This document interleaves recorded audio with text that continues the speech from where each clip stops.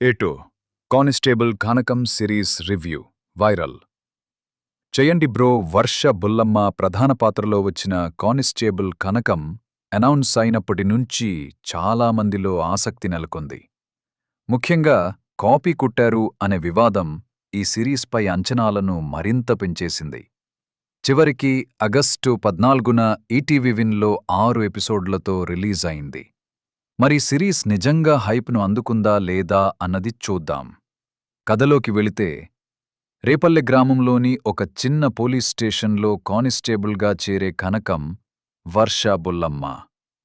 మొదట్లో కేసులు లేని ఆ ఊరిలో ఒక్కసారిగా పౌర్ణమి రోజుల్లో అమ్మాయిలు మిస్టీరియస్గా మాయమవుతుంటారు.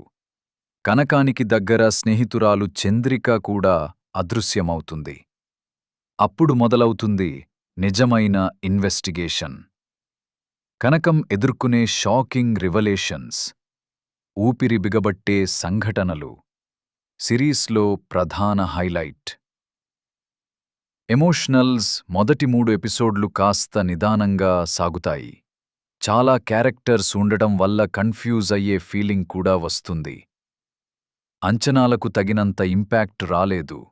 కథ బాగున్నా స్క్రీన్ ప్లేలో పంచ్ మిస్ అయింది.